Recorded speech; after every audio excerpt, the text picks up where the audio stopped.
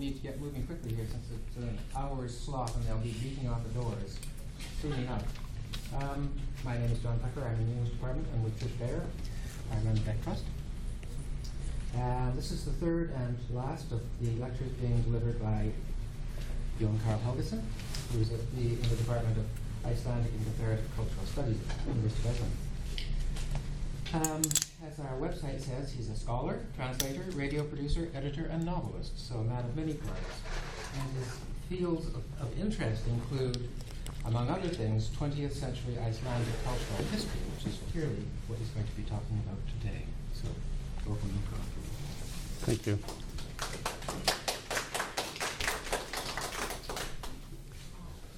Well, one of my interests is what I would like to call cultural saints of the European nation states. It seems to be that certain individuals or events in the history of literature of nations seem destined to capture the imagination of later generations and become symbols of something more than themselves. It can be heroism, patriotism, wisdom, or even fatal ignorance. But it seems that our knowledge of these symbols and understanding of their significance is formed in the subconscious long before we read about them. They are part of our cultural heritage and the backbone of our values and identity. And the life and works of poet Jónas Hallgrímsson have long been the stuff of such dreams for the Icelandic nation. Hallgrímsson is simultaneously an exalted symbol of the freedom-loving aesthete and naturalist and the ill-fated romantic artist who died in the prime of life.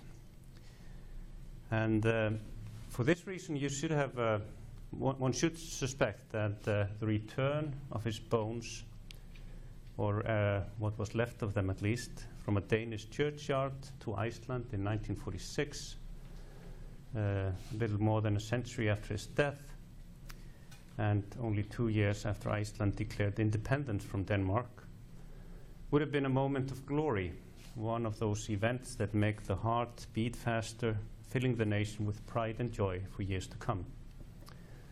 But the reality was quite different.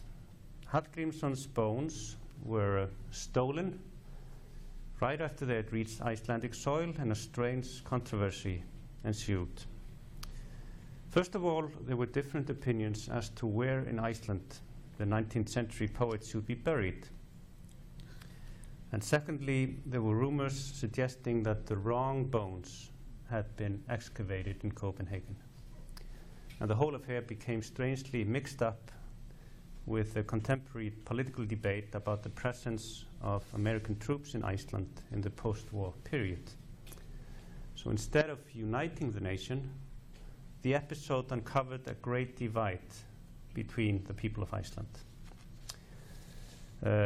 In my paper today, I will discuss only one of many aspects of the matter of Jónas Hallgrímsson's bones, one relating to the difference between what we might call private and public property. In the beginning, I want to focus on a novel by Milan Kundera, a novel called Ignorance, published in the year 2000, and there are some chapters in that novel that deal with Jónas Hallgrímsson's bone affair. So Kundera writes about the destiny of Jónas Hallgrímsson in chapter 31 of his novel. After comparing him to various romantic national poets of Europe, Kundera describes Hallgrímsson's tragic death. Quote, "One day, dead drunk, Hallgrímsson fell down a staircase, broke a leg, got an infection, died, and was buried in a Copenhagen cemetery. This was in 1845. Then Kundera deals with the transport of Hallgrímsson's bones from Denmark to Iceland a century later. He claims that a rich Icelandic industrialist was responsible for the undertaking after the poet's soul had visited him in sleep. But while the industrialist intended to bury Hallgrímsson's bones in Öxnadalur, in the lovely valley where the poet had been born, the government had a different plan. And I'm quoting from Kundera. In the beautiful landscape of Þingvellir, the sacred place where 1,000 years ago the first Icelandic parliament gathered beneath the open sky, the ministers of the brand new republic had created a cemetery for the great man of the homeland. They ripped the poet away from the industrialist and buried him in the pantheon that at the time contained only the grave of another great poet, Einar Benediktsson. Kundera also discusses where the right bones were taken from Denmark in 1946, and his answer is no. According to Ignorance, that's his novel, the body of a Danish butcher who had been buried in the same grave as Hallgrímsson in Denmark now lies next to Einar Benediktsson at Þingvellir. And this is from the graveyard in Þingvellir. So for this reason and others, Kundera states, the Icelandic National Cemetery, quote, of all the world's pantheons, those grotesque museums of pride, is the only one capable of touching our hearts. I should add that the National Cemetery is it's a big circle. I better draw it up. It's a big circle in. We have the church in Þingvellir, and next to it there's a old turf house, or not a turf house, but with 3 or 4 gables. And behind it there is this big circle, and we have the 2 poets here. It was supposed to be able to take 48 graves, but since 1946 nobody has been buried there, and I will explain why. But in the chapter dealing with Hallgrímsson, Kundera elaborates some of the themes of his novel. Ignorance tells the story of 2 exiled Czechs, Josef and Irena, who are visiting their native country after the fall of communism in Eastern Europe. Josef is a widower. At the beginning of the story, his late wife had been Danish, and it was she who told him the story of the Danish butcher who was shipped to Iceland instead of the romantic poet. At that time, in the novel, the couple thought the story was funny, quote, and a moral lesson seemed easily drawn from it. Nobody much cares where a dead person's bones wind up. But when Joseph's wife was struck by a fatal illness, he found the story terrifying. He anticipated that his in-laws would claim his wife, quote, for their family vault, and the idea horrified him. So, unlike the Icelandic industrialist, Joseph prevailed, and when he had made sure his wife was in the grave that belonged to them, in the darkness of his sorrow, he glimpsed a feeble, trembling, barely visible ray of happiness. Happiness at not having let down his beloved, at having provided for the future, his and hers both, because of course he wanted them to lie side by side after they both die. But also in Kundera's novel, the affair of Hallgrímsson's bones illustrate the myth of what Kundera calls the Great Return, which is probably the most important theme of his novel. Ignorance depicts how difficult it is to return home after a long exile. It proves impossible to find again the place you left behind. Time has erased it and created a gulf between you and the people that you once abandoned. Joseph and Irene's attempts to bridge this gulf during the days they spent in Bohemia prove futile. The only reconciliation that takes place is between the two of them, because they share this destiny, having left their home country and are trying to get back home. But in the end, they realize, however, that their short-lived relationship is based on a misunderstanding. It's a very ironic novel in some sense. In the chapter devoted to Jónas Hallgrímsson, the poet visits the industrialist in his sleep, asking whether it's not time for his skeleton to come home to its own free Íþaka. That's how Kundera puts it.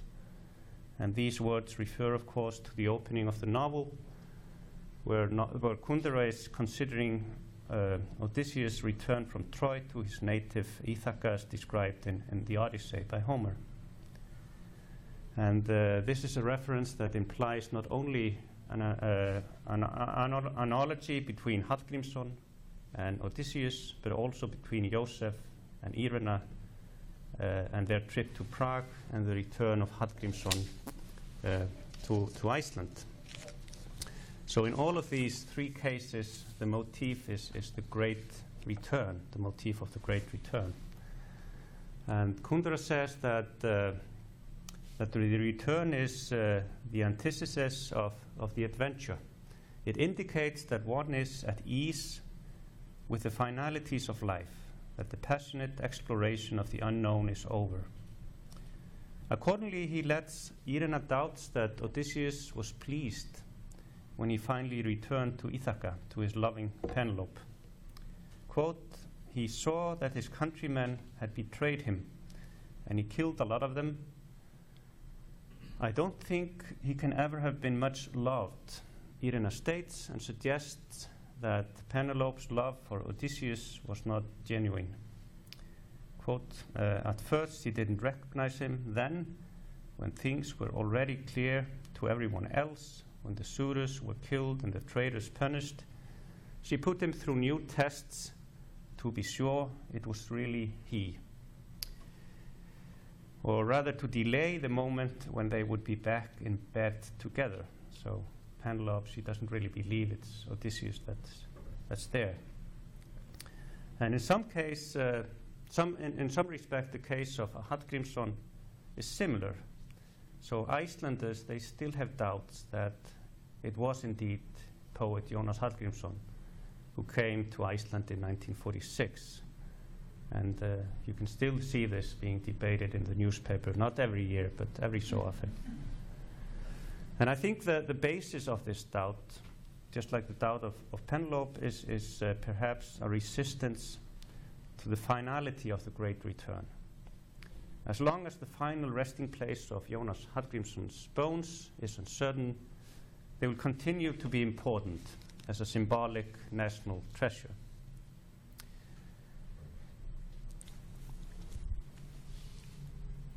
Yeah, this is Einar Benediktsson. Actually, he was the first one to be buried in this national cemetery, and there was a very strange reason for that, because he had been married, and then he was divorced, and he lived with another woman when he died. And when he died, his ex-wife approached the government and said, I want to take care of the funeral, but the woman who lived with Einar, she wanted to do it also. So the government ended up taking care of it and establishing the national cemetery, so that two women would not be fighting more over the corpse. But that's a different story.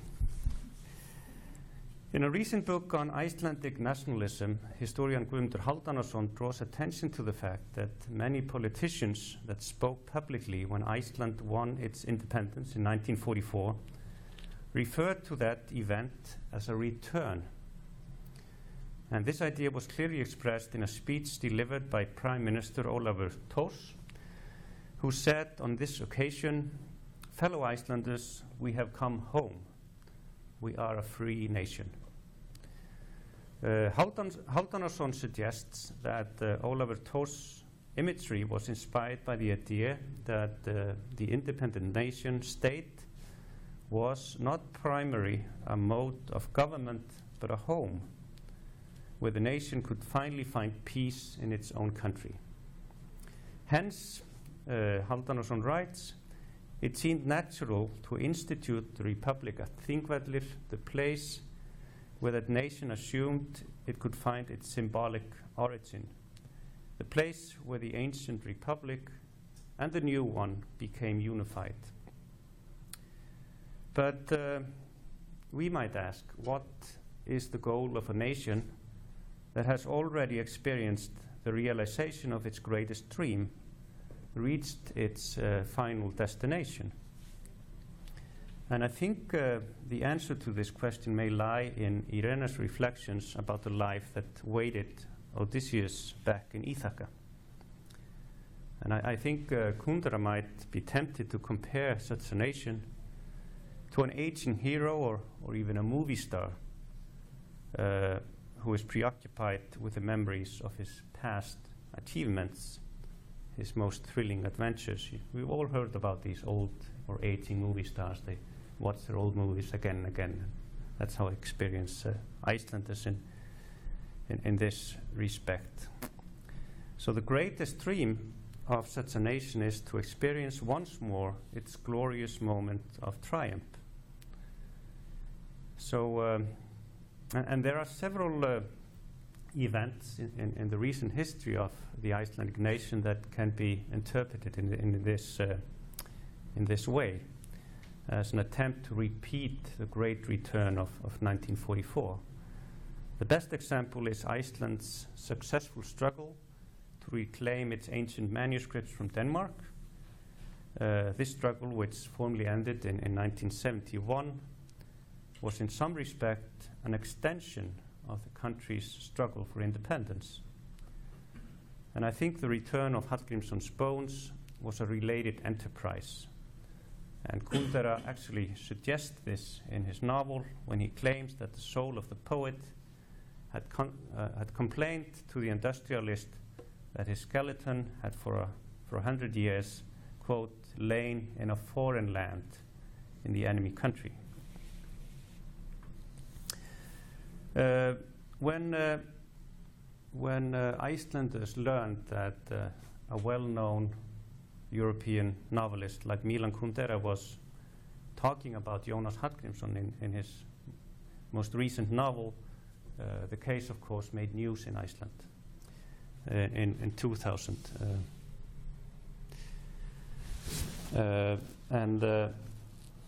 There was an interview with Kundera's translator, who's actually a good friend of Kundera. Kundera's been to Iceland a couple of times and traveled around. And the translator said that the chapter in question was most probably inspired by a discussion he and Kundera had when Kundera visited Iceland just a few years before his novel was published. At that point, Kundera had mentioned that a friend of his, the daughter of the French novelist André Malraux, had been upset by the plans of the French government to move Malraux's corpse from the family vault to the Pantheon in Paris. And at that point, the translator told Kundera briefly about the destiny of Hallgrímsson's skeleton. He also remarked that the Icelandic novelist Halldór Laxness had dealt with this topic in 1948 in The Atom Station, a novel that Kundera was able to read in translation. And I could probably talk for another hour just about the relationship between Laxness's novel and Jónas Hallgrímsson, but that's a story I won't get much into. But I'm not sure whether the translator's summary was inaccurate or Kundera's memory defective, but there are a few important facts of the case that are distorted in Kundera's novel. You might say that the novelist establishes a rhetorical alibi for himself because the whole affair of the bones is for the most part being presented through the dialogue of Joseph. So So if you say, well, Kundera didn't get it right, he would say, well, my characters didn't get it right, you know. But we must assume that the majority of the people that read Kundera's novel believe everything he has to say about Hallgrímsson. And there is at least one detail I want to correct. Hallgrímsson's great return was not a failure because the wrong bones were reburied, as Joseph suggests. I think it turned out to be a catastrophe for other and more complex reasons, and some of them relate to different understandings of the concepts such as home and property.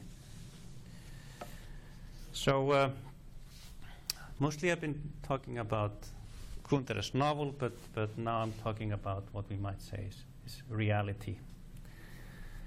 The industrialist responsible for the excavation of Jónas Hallgrímsson's bones was in reality Sigurjón Pétursson. And you see a photograph of him in his youth. He was a great wrestler, but in 1946 he was 58 years old. He owned a textile factory of Álafoss near Reykjavík, and he was known for his interest in both in Icelandic culture and psychic research. And it's actually not correct when Kundera claims that the soul of Hallgrímsson visited the industrialist in his sleep. According to Sigurjón Pétursson's own testimony, he had for many years been in telepathic communication with Hallgrímsson and actually many other departed Icelanders.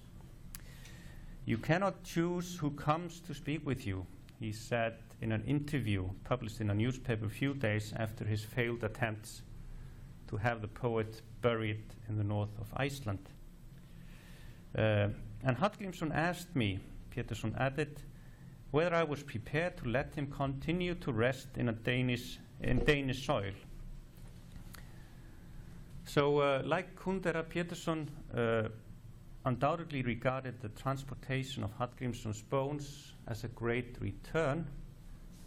In a speech he delivered after driving the coffin 500 kilometers from Reykjavík to the north of Iceland. He is actually the one who stole the bones, stole them. He addressed Hallgrímsson directly. He had to go back to Reykjavík. It was uncertain whether the bones could be buried again in the north where Hallgrímsson was born. But before he left for Reykjavík, he addressed the coffin. And his speech that he delivered at this point was also published in the newspapers. So he said at that point that he had devoted himself to this project, quote, because I believed you when you came to me and asked me to help you home from exile. I sensed your desire for your home, your childhood home, for this place where you were born, for this place where you were brought up, for this home where your childhood dreams live on, for this home where your parents are buried. And notice home, he used it again and again, just like Ólafur Thors when he's talking about the independence. But unfortunately, there were important members of the Icelandic government, which Pétursson had not consulted before taking the bones from Reykjavík to the north, that did not define home in the same way as he did. In their view, Hallgrímsson's natural home was the National Cemetery, recently established at Þingvellir. So we might say that in this respect, Hallgrímsson's case is parallel to the case of Joseph's wife in ignorance and the case of Malraux in reality. But Kundera does not make the comparison, and consequently does not realize, I think, how the affair of the bones touched the issue relating to what we might call private and public property rights. In the legal sense, property rights seem to consist of a combination of various rights. In a nice article dealing with the Icelandic fishing quota system, philosopher Atli Harðarson points out that in the narrowest sense, the noun property and the verb to own refer to an unlimited right to sell, give, use, dispose, change, pledge, or destroy material objects, such as cars, buildings, or ships.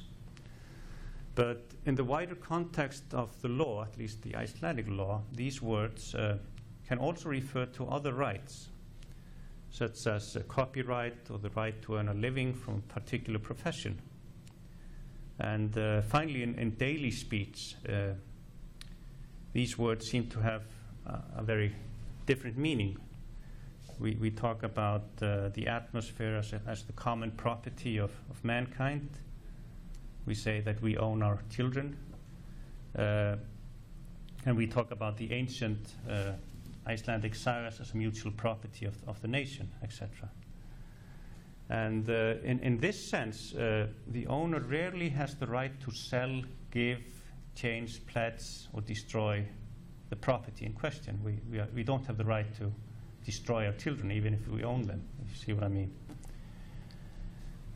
So it's merely a limited right to utilize the property, we might say. And I think the bodies of deceased people would belong to this field of reference. We can make arrangements for the disposal of a corpse. Otherwise, the closest relatives will inherit this right, and they are usually considered the owners of the grave in question. And this is what Kundera is dealing with in his novel. In most countries, governments impose certain limitations as to where and how a person can be buried, and as time passes, ancient graves and tombs become redefined as antiquities belonging to the nation or the country in question. So, in his article, Harðarson argues that in the narrowest legal sense of the word, nobody owns the fishing grounds around Iceland, as no one has the right to destroy them or give them away. According to the law, the fishing grounds are the public property of the nation, but there are no clear directions in the legislation as to how a nation can exercise its property rights. So in reality, the government acts as a representative of the owners, with members of the parliament passing various laws relating to the fishing grounds, and the ministries and the officials making sure that these laws come into effect.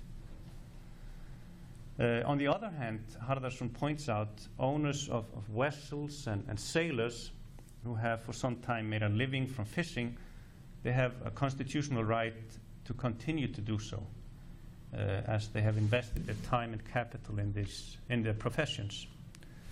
And I think we need to understand Sigurjón Pétursson's involvement in the great return of Hallgrímsson in this context. So in this newspaper interview, Pétursson claimed, "These bones are my property." And this was just a few days after the government had prevented him from burying Hallgrímsson in the north. And the police actually, the bones were taken by the police back to Reykjavik. But Pétursson's argument was that he had paid a considerable sum of money in order to have the Icelandic poet exhumed in Copenhagen. He also claimed that the project had been solely his initiative.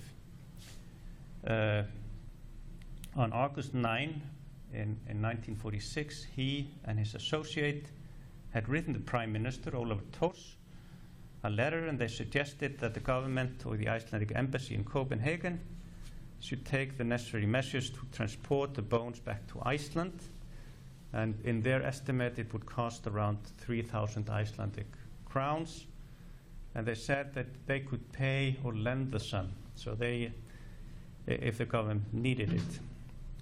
And in the end, Pétursson's fund, he was an industrialist, he was a rich man, they covered most of the cost. So when he says that he owned the bones, the reason was that he had paid 2,842 Icelandic crowns to have the bones transported to Iceland. So this was the price he paid for Hallgrímsson. But the Icelandic government viewed the matter differently. In a report that Prime Minister Ólafur Thors wrote in 1947, he pointed out that the idea of transporting Hallgrímsson's bones back to Iceland had been discussed by the government a number of times during the previous 3 years. And it's actually an idea that was already being discussed when they started this National Cemetery in 1940. Ólafur Thors also denied that he had given Pétursson permission to finance the whole project, and he referred to a letter he had written to the employees at the Icelandic embassy in Copenhagen, instructing them to pay all the necessary costs. But the embassy had only paid the churchyard authorities in Copenhagen for the exhumation of the bones, a total of 178 Danish crowns. And I haven't figured out what that would translate into Icelandic crowns. So the rest had been paid by Pétursson, except for 244.50 Danish crowns that the Reykjavik Student Association had paid the churchyard authorities in 1938 to obtain the rights over Hallgrímsson's Danish grave, because they reused the same grave, and so the grave had been used, I think, 3 or 4 times after Hallgrímsson had been buried, and the last people who were buried there, it was around 1905, and in 1938 that family didn't want to pay again, so they could own this burial place. So the Student Association paid for it.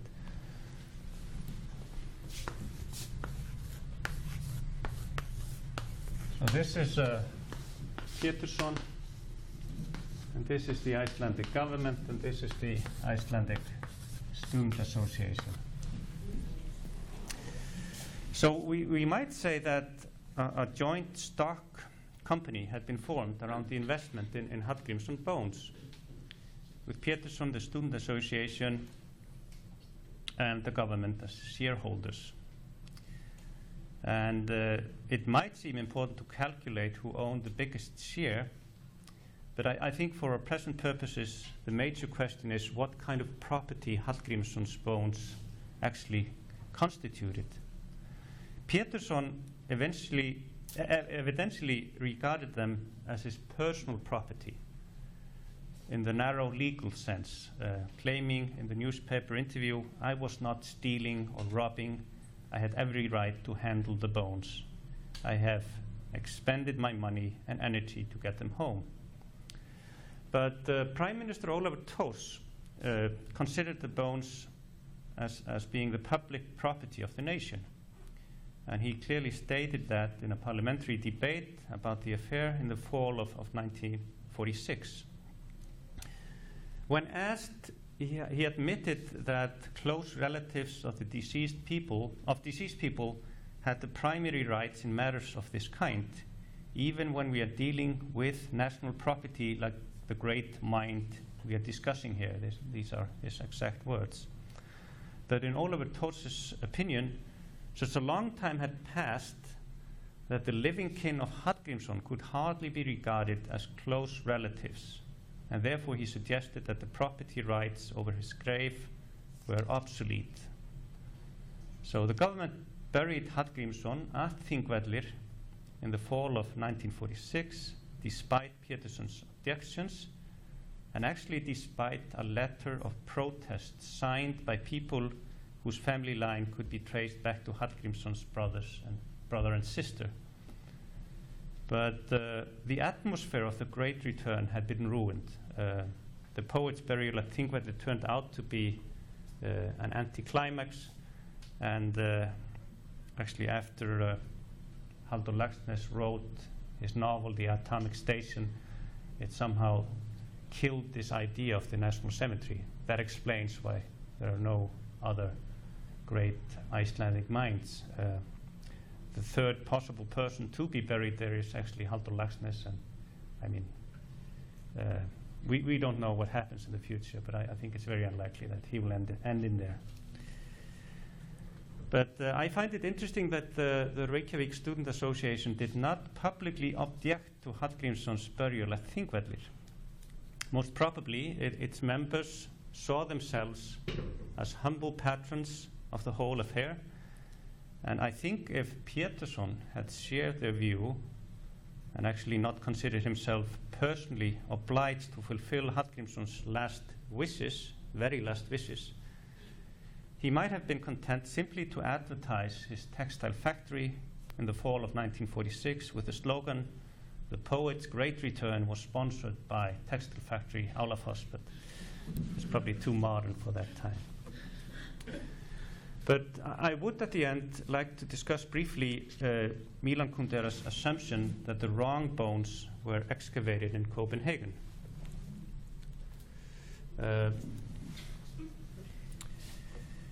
In ignorance, he claims that as soon after the excavation, quote, "Everyone learned that the patriotic industrialist had never dared what the patriotic industrialist had never dared admit.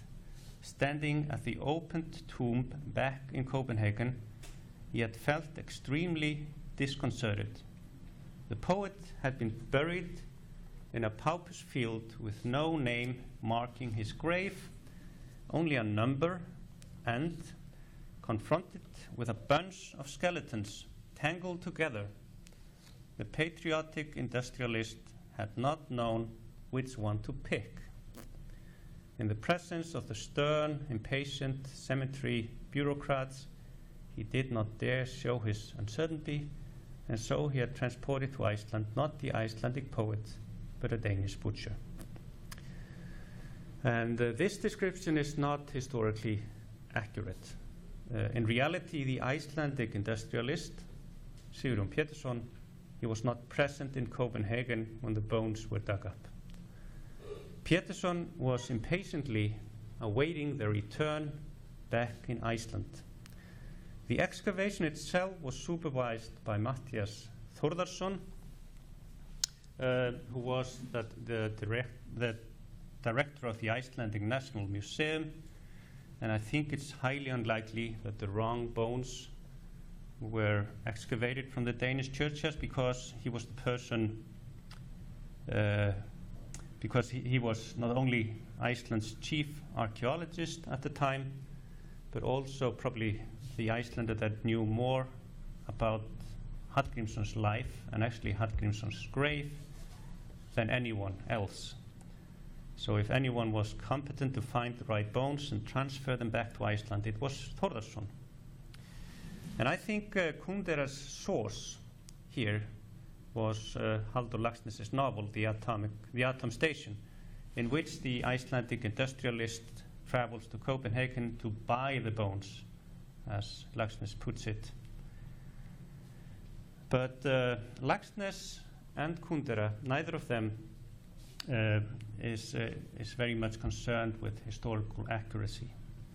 And both of them liberate the character of Matthías Þórðarson from their version of the story, and neither of them seems aware of Þórðarsson's very detailed report on his excavation in Denmark, in which he convincingly argues that it was indeed Hallgrímsson who was transported to Iceland in 1946. But when we read this report, and when we look at the photograph taken in Copenhagen churchyard at the time, we realize that it was only a small fragment of the original Icelandic poet that participated in the Great Return. What we see here are a few moldering bones, probably his leg here, maybe a part of his hand. We don't have any skull, but the main thing is just the bottom of the coffin. And so this is the part of Hallgrímsson that is buried at Þingvellir So, and the rest of him, or what was left of him, is still in Copenhagen. Thank you.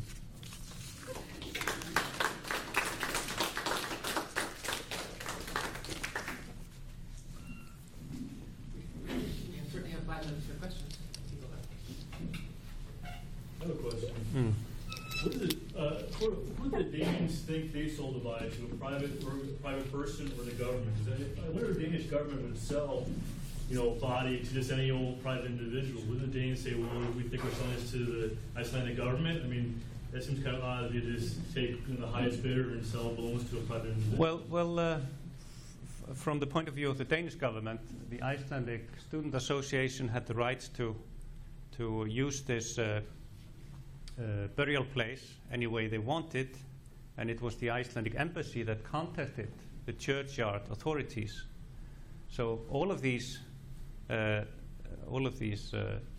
individuals or bodies were working together for this common aim. It was only when the bones came to Reykjavik that Sigurjón was determined to take them. Sigurjón Pétursson was determined to take them north, and at the time, the politicians that were interested in this, they were all very busy at the parliament discussing a new treaty with the Americans for what later became the NATO base in Iceland.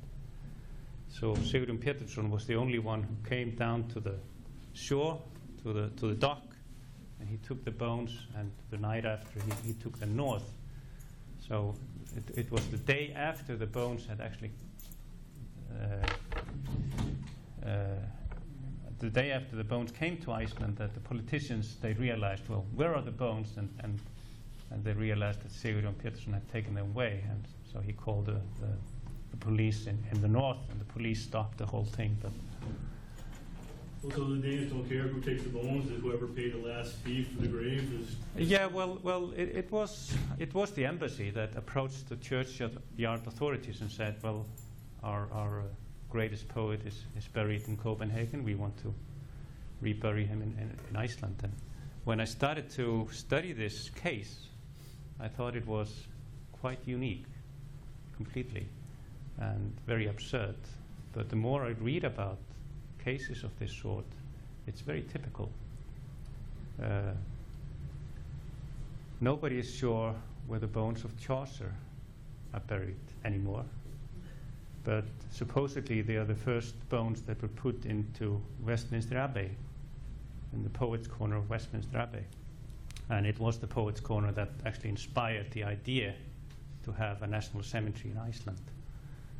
There's a very interesting story about the bones of Descartes, René Descartes. And most of his bones got lost. His finger was taken by, he died in Stockholm. There was somebody who took his finger just to remember him. Then his bones were transported to France, except his skull. The bones later got lost in Paris, but later on somebody learned that actually Descartes' skull is still in Sweden. So, and all of this relate, of course, to holy relics, and is in some sense a continuation of that. And that's why I use the term cultural saints, because it's very interesting. I mean, Icelanders, they were Catholic until 1550, but the whole affair of Jónas Hallgrímsson is so much a continuation of this Catholic tradition of saints. We are taking these holy relics to this holy place. I mean, think whether you might say it's the church of the Icelandic nationalism. And the shrine of Jónas was supposed to be in the middle of that church. But because of how complex things got, and because Halldór Laxness made so much fun of it in his writings, that part of Jónas Hallgrímsson as a saint was in some ways ruined. But only 13 years ago, I think, the Icelandic cultural minister decided that the birthday of Jónas Hallgrímsson would be the day of the Icelandic language. So, and it's being celebrated every year. You know, all the kids from kindergarten upwards, they read his poetry, and there are a lot of things. There are awards to people who have shown that they love the Icelandic language. So you might say that Jónas Hallgrímsson is a patron saint of the Icelandic language. You know, so it's a part of a much bigger net of significant things that are taking place, and I think reproduce in some way the Catholic saint system.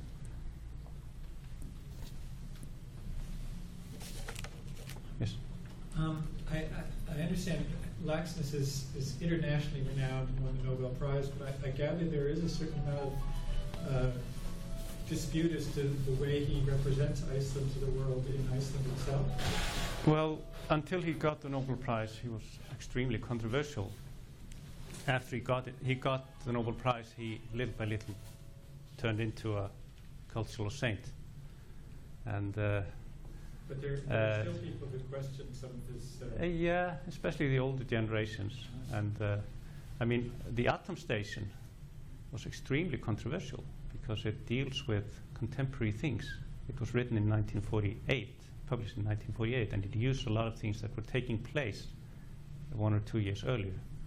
And Laxness's theory is that the government was dealing with the bones at the same time, so the nation wouldn't notice that they were actually selling the country to the Americans. And We know that one here. and there were people in the Icelandic government and people in the Icelandic Foreign Service that publicly said the atom station should not be translated because it gives the wrong impression of what Iceland is. And there is some evidence suggesting that they were successful. The atom station was translated into English extremely late. And in the case of the Danish translation, there was a Danish translator who was going to translate it, but through diplomatic relations, because he worked for the Danish embassy in Reykjavik, he decided not to translate it. So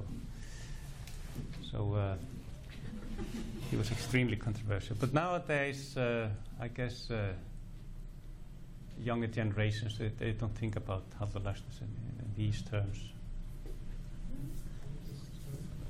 But in the older generations, you still find people, they never read Laxness. They think he's a fraud. And maybe time for just one last question. Claudia had one. Well, one thing, general question, when you talk about cultural saints in Iceland and then this rather misguided attempt to create a national cemetery, my feeling has been living in Iceland that actually everybody who drives through the valley in which Jónas Hallgrímsson grew up remembers him there, and that is much more important in the national consciousness than some monument somewhere. There are an awful lot of national saints, cultural saints, that are scattered all over the country, and even my grandchildren still know when they are driven past where the farm was, that is where Jónas Hallgrímsson was born. So it seems to me that the landscape itself is much more the repository of the cultural memory than something like a gravestone. Well, I don't think it's either or. I think the idea to get Jónas buried at Þingvellir was to making him not only the cultural saints of the people in the north, but the cultural saints of the nation. But I mean, in recent years, there's a society that's building up some kind of a museum related to Jónas at the place you mentioned where he was born. And it's the same with the home of Halldór Laxness is owned by the government, and the family sold it to the government. It was not, I mean, in a way, it sold Halldór Laxness to the government, so Halldór Laxness now is a public property in a way. And so there's, I think these forms of producing cultural saints, there are many channels to do that. It's done through statues, it's done through, picking out a birthday and saying, well, we should remember him every day. It's done through landscape and various other things, and of course biographies, etc. But and in some ways it's very similar to what the Catholic Church did. And in a way, I mean, if you wanted to promote a saint, you had to promote it to Rome, to the Pope. And I mean, if you have a family, I mean, if your father is a great Icelandic poet, of course you want to have him canonized. And I don't think it's a coincidence we talk about canonization of writers and canonization of their works, because it's just a obvious continuation of the Catholic tradition. One last thing, maybe. One of the ironies, of course, is that Jonas was the major proponent of re-establishing the old Icelandic parliament in Thingvellir, and he lost out. Yes. And parliament was re-established in Reykjavik. Yes. But He is buried supposedly in Thingvellir, while Jón Sigurðsson is buried in Reykjavik, yeah. the one who prevailed. Yes, but at the same time, he was successful in a way, establishing Thingvellir as a holy ground in the Icelandic landscape, and that's how a lot of people see it. And I think the fact that they wanted to have the national cemetery there and not in Reykjavik, it's a part of that tradition that Jonas really was responsible for. I think with that we must stop. But thank you very much for coming. It was a most interesting talk. Thank you.